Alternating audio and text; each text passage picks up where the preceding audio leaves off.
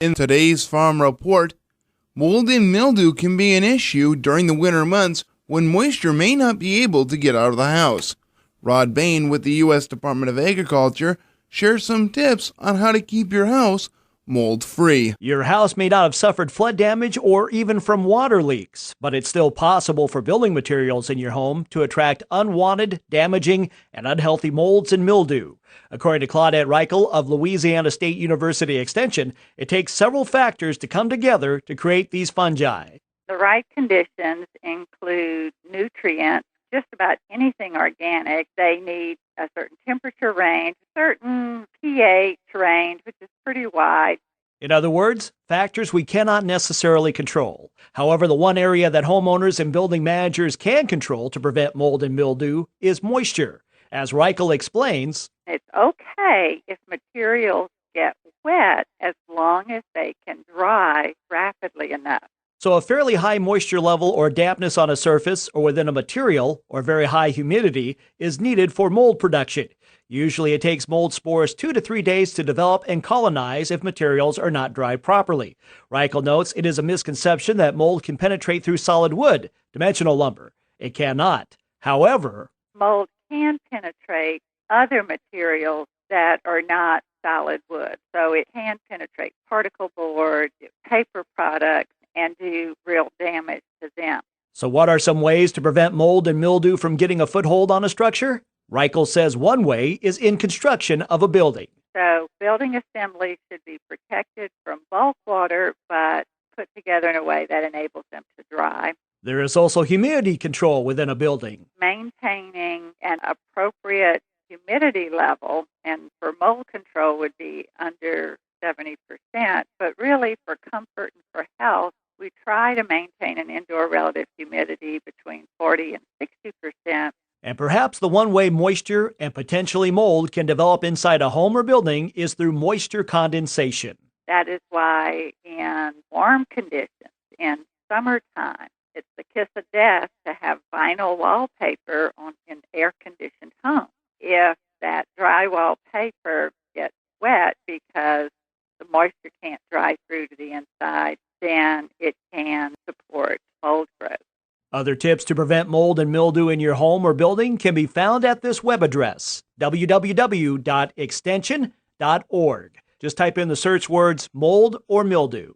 I'm Rod Bain reporting for the U.S. Department of Agriculture in Washington, D.C. If you use an online, mobile, or even wristwatch type program to monitor weight, nutrition, and exercise, perhaps consider USDA's Super Tracker. It's based on the Dietary Guidelines for Americans and HHS's Physical Activity Guidelines. What Super Tracker does is takes these guidelines that the federal government issues and puts them into practice for people to actually use them and to see how their own foods and physical activity habits stack up against those guidelines. Angela Leone for the Center for Nutrition Policy and Promotion says Super Tracker can be personalized depending on how much information you provide. You could even include family members on your account so you all can keep track of fitness and diet goals. And it's free to anybody. Super Tracker is available online at www.supertracker.usda.gov. A mobile app version is now out, and soon there will be a version for tablets as well. I'm Rod Bain reporting for the U.S. Department of Agriculture in Washington, D.C. The U.S. Department of Agriculture's Food Safety and Inspection Service is proposing new guidelines for food processing for poultry. Gary Crawford with the U.S. Department of Agriculture has more. Yes, throughout history there have been songs dedicated to the chicken. Everyone's talking about chicken. Chicken's a popular word. But anywhere you go, you're bound to find a chicken ain't nothing but a bird. That's right, and that's one of the better songs. My vote for most annoying is, of course, yes. But there is a serious side to chicken and poultry in general, and that is the effort to reduce the amount of disease organisms in poultry as it's processed and brought to us. And in that regard, We're about protecting public health and we're about food safety.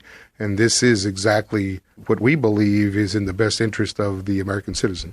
The Agriculture Department's Deputy Undersecretary for Food Safety, Al Almanza, he's talking about USDA's proposal for new safety standards to cut down Salmonella and Campylobacter in ground poultry as well as raw chicken parts. Now, back in 1996, USDA put in some standards for whole chickens, but things have changed since then. We realized that consumers don't buy whole birds anymore. They buy chicken parts.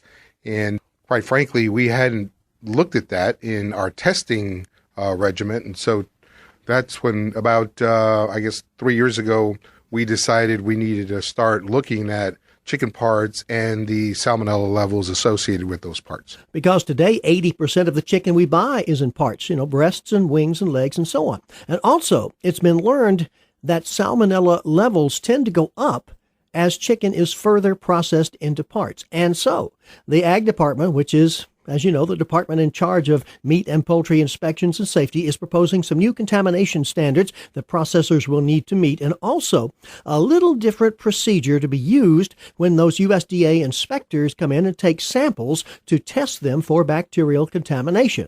Traditionally, we take 52 samples, 52 consecutive days.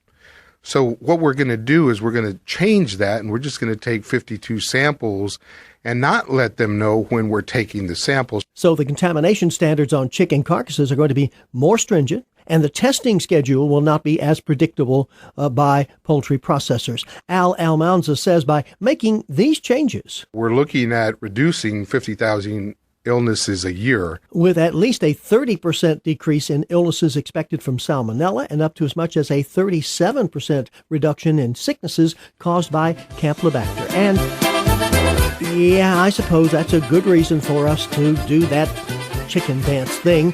That's the only reason I can think of to do it offhand. In Washington, this is Gary Crawford reporting for the U.S. Department of Agriculture.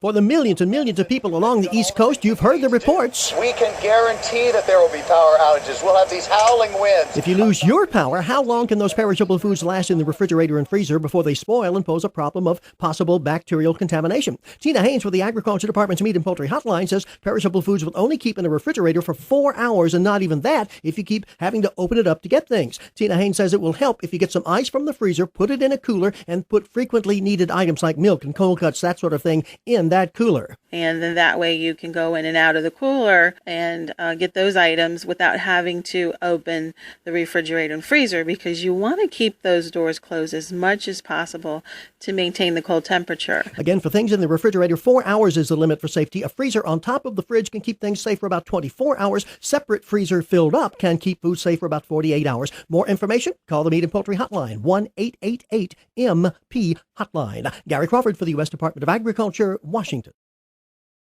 The local Dairy Princess contests are underway, and the competitions begin later this spring.